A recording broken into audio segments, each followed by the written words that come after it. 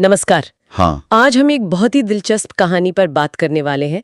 एक ट्रेडर की कहानी है, राहुल नाम है उसका, और स्रोत का शीर्षक है बाजार का मंदिर, एक ट्रेडर की कहानी। हाँ, नमस्कार। ये जो कहानी के हिस्से हमारे पास हैं, ये असल में ट्रेडिंग की दुनिया का एक आईना दिखाते हैं। मतलब कैसे कोई उम्मीदों से शुरुआत करता है, फिर ठोकर खाता है और फिर शायद सीखता भी है। बिल्कुल, और इसमें वो सारे रंग हैं, सपना, लालच, नुकसान और फिर ज्ञान की तरफ वापसी। राहुल का अनुभव मुझे लगता है कई लोगों के लिए एक सबक जैसा है। सही कहा। कहानी की शुरुआत ही देखिए, कितनी आम है आजकल। राहुल एक टेलीग्राम चैनल मार्केट बाबा को लेकर बहुत जोश में है। हाँ, वो कहता है भाई क्या कॉल्स देता है, जैकपॉट पे जैकपॉट, मतलब ऐसा लगता है कि उसे बस खजाना मिल गया है। और यहीं पर देखिए कहानी का पहला ट्विस्ट आता है।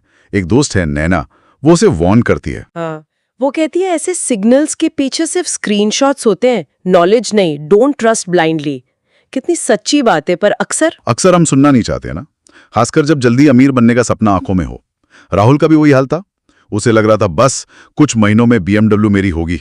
ये सोशल मीडिया वाला असर भी है शायद, वो 5000 से 5 लाख टाइप की कहानियां। बिल्कुल, फोमो जिसे कहते हैं, फियर ऑफ मिसिंग आउट।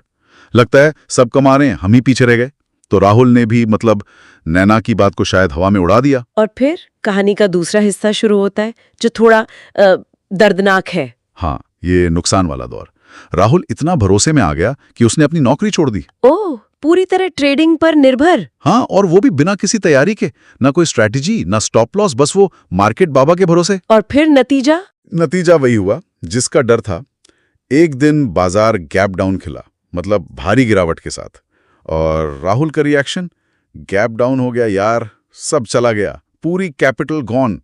सुनकर ही बुरा लगता है, सारी जमा पूंजी एक झटके में खत्म। और तब शायद उसे नैना की बात याद आई होगी, मार्केट में बिना आर्मर मत उतर, ये युद्ध है, गेम नहीं। और उस मार्केट बाबा का क्या हुआ? वो चैनल गायब, डिलीटेड, स्क्रीन पर बस यूजर नॉट फाउंड। सोचिए राहुल पर क्या बीती होगी। जिस सहारे वो कूद पड़ा था, वो सहारा ही गायब हो गया। ये तो बहुत बड़ा झटका है। दिखाता है कि कैसे ये टिप्स और सिग्नल्स वाले चैनल कितने अनरिलायबल हो सकते हैं। बिल्कुल, ये बाहरी निर्भरता का खोखलापन साफ दिखता है। जब तक चल रहा है सब ठीक, लेकिन जब वो सोर्स गायब होता है तो आप बिल्कुल अकेले रह जाते हैं। तो क्या यहाँ कहानी खत्म हो गई? मतलब इतने बड़े नुकसान के बाद तो हिम्मत टूट जाती है? नहीं, यहीं से कहानी का तीसरा और शायद सबसे अहम हिस्सा शुरू होता है, सीखने और वापसी का। अच्छा, कैसे? इसमें फिर नैना का रोल आता है। वो उसे डांटती नहीं बल्कि सही दिशा दिखाती है, एक ऐसे सोर्स की तरफ जहां सिग्नल्स नहीं बल्कि स्ट्रैटेजी। हाँ, स्ट्रैटेजी, प्राइस एक्शन को समझना, मतलब चार्ट्स कैसे पढ़ें, कैंडल क्या कहती हैं, और सबसे जरूरी ट्रेडिंग साइकोलॉजी, दिमाग को कैसे कंट्रोल में रखें। और इस बार राहुल ने ध्यान दिया। हाँ, इस बार वो सुनने और सीखने को तैयार था। नुकसान ने उसे विनम्र बना दिया था शायद। जैसा वो खुद कहता है, हर लॉस से सीखा, हर कैंडल से बात की। ये बहुत बड़ी बात है, गलतियों से सीखना। बिल्कुल, ये ट्रांसफॉर्मेशन है। अब वो कॉल या टिप नहीं ढूंढता, अब वो अपना सेटअप बनाता है। सेटअप मतलब ट्रेड लेने के लिए अपनी शर्तें, अपना एनालिसिस। एग्जैक्टली। अब लॉजिक पहले आता है, लालच बाद में, या यूं कहें लालच को लॉजिक से रिप्लेस कर दिया। ये हुई ना बात, मतलब सोच में पूरा बदलाव। और कहानी का अंत भी बड़ा गहरा है। भविष्य का राहुल, जो शायद अब अनुभवी हो चुका है, वो सोचता है, हाँ, वो कहता है मार्केट मंदिर है, पैसा भगवान और लालच वो राक्षस है। क्या मेटाफर है। बहुत शक्तिशाली, बाजार के प्रति सम्मान। और उसकी आखिरी लाइन तो जैसे निचोड़ है पूरी कहानी का, जो भी बिना ज्ञान आया वही उसकी बलि चढ़ा। सीधी और सच्ची बात। बिना तैयारी के उतरोगे तो नुकसान होना तय है।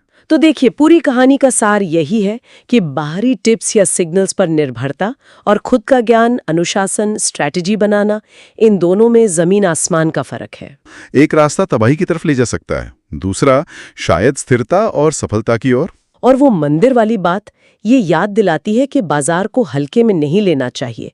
ये सम्मान मांगता है, अध्ययन मांगता है, धैर्य मांगता है। ये कोई लॉटरी टिकट नहीं है। बिल्कुल। तो ये सब सुन के एक सवाल मन में आता है, पूछिए। कि किसी भी फील्ड में सिर्फ ये टिप्स या शॉर्टकट खोजने की मानसिकता से हटकर असल ज्ञान और स्किल हासिल करने की तरफ जाने के लिए वो मानसिक बदलाव कैसे आता है? ये बहुत गहरा सवाल है। राहुल की कहानी में हमने देखा लालच और तर्क का संघर्ष, सिग्नल और स्ट्रैटेजी की लड़ाई। तो उस ज्ञान और अनुशासन वाले रास्ते पर चलने के लिए मतलब किस लेवल का कमिटमेंट चाहिए? शायद खुद से ईमानदारी और लगातार